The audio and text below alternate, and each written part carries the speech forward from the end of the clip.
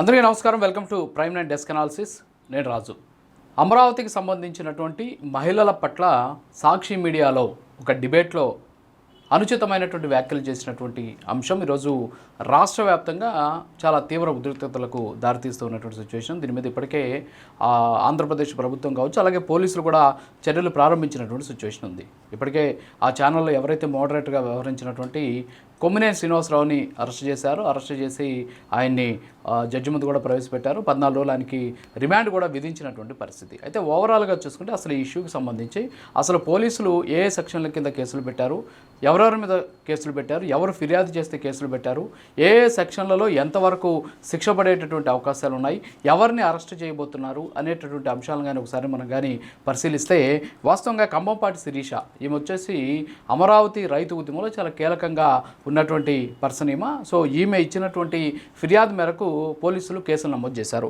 ఇందులో A1గా వచ్చేసి వివికే కృష్ణంరాజు, ఎవరైతే అక్కడ ఆయన మాట్లాడినటువంటి డిబేట్లో మాట్లాడినటువంటి జర్నలిస్ట్ అనేటటువంటి వ్యక్తి కృష్ణంరాజు ఉన్నారు, ఆయన A1గా పెట్టారు. అలాగే A2గా మోడరేటర్గా వ్యవహరించినటువంటి కొమ్మినేని శ్రీనివాసరావు, అలాగే A3గా సాక్షి టీవీ మేనేజ్మెంట్ అని FIR నమోదు చేసినటువంటి పరిస్థితి. అయితే ఇక్కడ పెట్టినటువంటి సెక్షన్లు, కేసులు వాటి గురించి మనం మాట్లాడుకుంటే ఇందులో ఎస్పెషల్లీ BNS సెక్షన్ 79, అలాగే 196(1), 353(2), 299, 356(2), 61(1) అనేటటువంటి సెక్షన్ల కింద కేసులు పెట్టారు BNSకి సంబంధించి.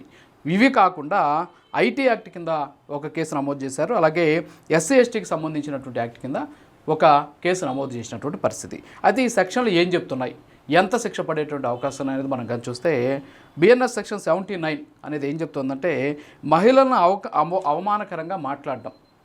సో మహిళలను అవమానకరంగా మాట్లాడారు కాబట్టి BNS సెక్షన్ 79 పెట్టారు. ఇందులో 3 ఏళ్ల వరకు కూడా శిక్ష పడేటటువంటి అవకాశాలు ఉన్నాయి.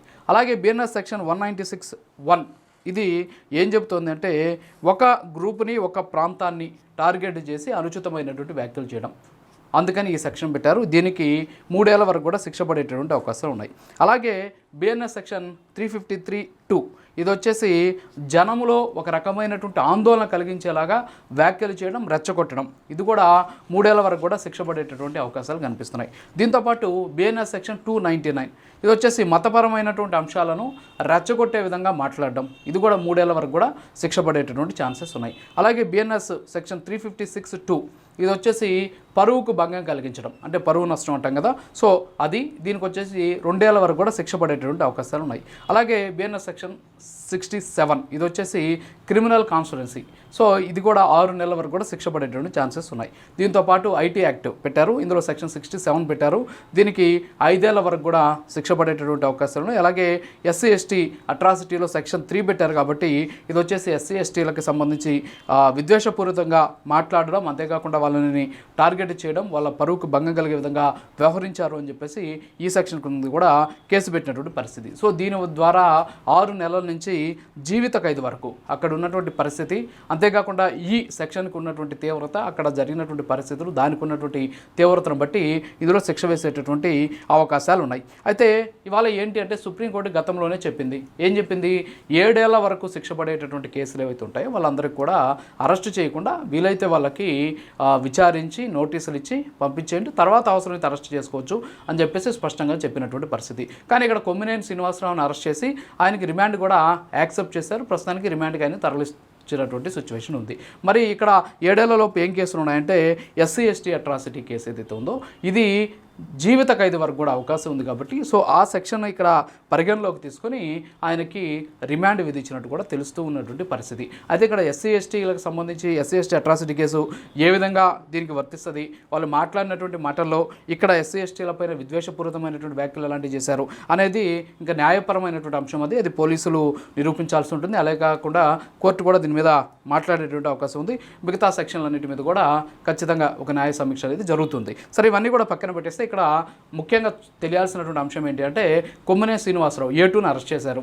అరెస్ట్ చేసిన తర్వాత ఆయన్ని జడ్జి ముందు హాజరుపరిచారు. ప్రస్తుతానికి ఆయనకి రిమాండ్ విధించినటువంటి పరిస్థితి, జైలుకి కూడా తరలించినటువంటి సిచ్యువేషన్ ఉంది. సరే, ఇవన్నీ కూడా పక్కన పెట్టేస్తే A1 కృష్ణరాజు ఎక్కడున్నాడో తెలియదు. ఆయన ఏదో పారిపోయాడని కొంతమంది, ఎక్కడో అజ్ఞాతంలోకి వెళ్ళిపోయాడని చెప్పేసి కొంతమంది చెప్తున్నారు. ఆయన కోసం కూడా పోలీసులు గాలిస్తున్నారు అని చెప్పేసి కూడా చెబుతున్న పరిస్థితి.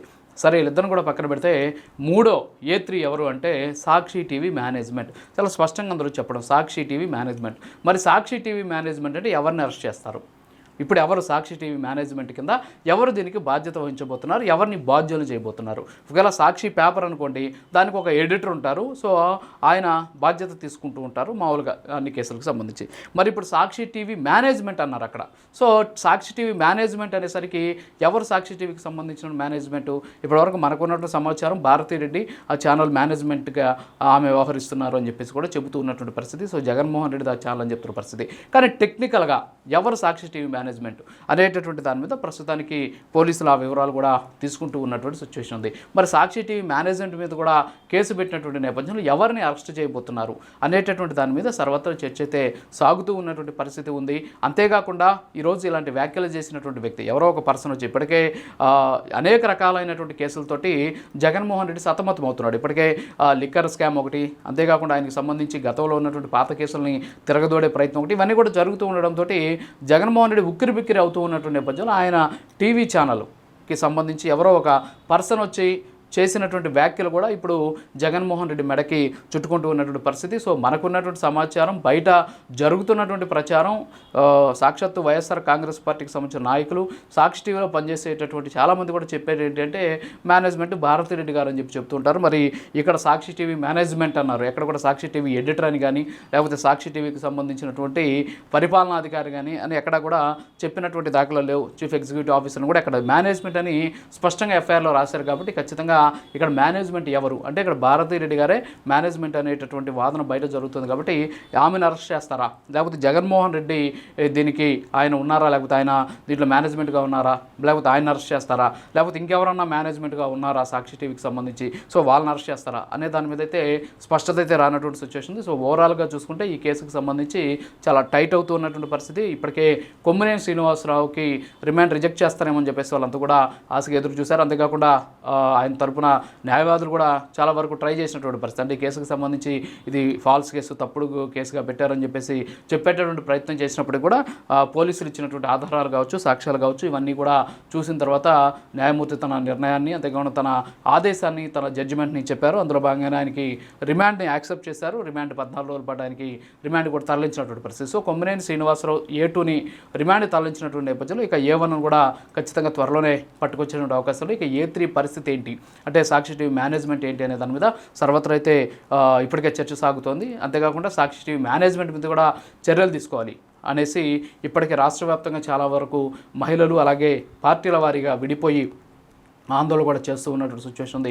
సో ఏదైనప్పటికి కూడా మాట్లాడే సందర్భంలో, చర్చలు పెట్టే సందర్భంలో చాలా సున్నితమైన అంశాల పట్ల చాలా జాగ్రత్తగా మాట్లాడాల్సింది పోయి నోరుంది కదా అని చెప్పేసి ఇష్టానుసారం మాట్లాడితే ఈరోజు ఇంతమంది ఇబ్బందులు పడాల్సినటువంటి పరిస్థితి. అంతేకాకుండా ఒక వర్గం మహిళలంతా కూడా ఈరోజు ఆవేదన చెందుతూ ఉన్నటువంటి సిచ్యువేషన్. వాళ్ళు చేసినటువంటి వ్యాఖ్యలు ఏదో రాష్ట్ర రాజధానికి సంబంధించినటువంటి అంశమో లేకపోతే రాజకీయపరమైనటువంటి అంశమో అనేది పక్కన పెడితే అమరావతి మహిళలు ఎవరైతే ఉన్నారో, అమరావతి రైతుల కావచ్చు, అక్కడ ఉన్నటువంటి మహిళలు ఎవరైతే ఉన్నారో వాళ్ళంతా కూడా తీవ్ర ఆవేదన చెందుతున్నారు. తమకు ఈ విధమైనటువంటి ప్రచారం చేయడం పట్ల భవిష్యత్తు అంధకారంగా మారేటటువంటి అవకాశాలు ఉన్నాయి, తమ క్యారెక్టర్ని అసాసినేట్ చేసేటటువంటి ప్రయత్నం చేశారు అని చెప్పేసి కన్నీటి పర్యంతమవుతూ ఉన్నటువంటి పరిస్థితి అక్కడ మహిళలు. సో ఓవరాల్గా మనం చూసుకుంటే ఖచ్చితంగా ఈ కేసుకు సంబంధించి చాలా సీరియస్ చర్యలు ఉండబోతున్నాయి అనేది ఇక్కడ మనకు స్పష్టంగా తెలుస్తోంది. ఇక సాక్షి టీవీ మేనేజ్మెంట్ ఎవరిని అరెస్ట్ చేస్తారు అనే దాని మీద అయితే సర్వత్రా ఉత్కంఠ కంటిన్యూ అవుతూ ఉన్నటువంటి సిచ్యువేషన్. ఇది వాళ్ళ డెస్క్ అనాలిసిస్. మరో ఆన్సర్స్ మళ్ళీ కద్దాం. నమస్కారం.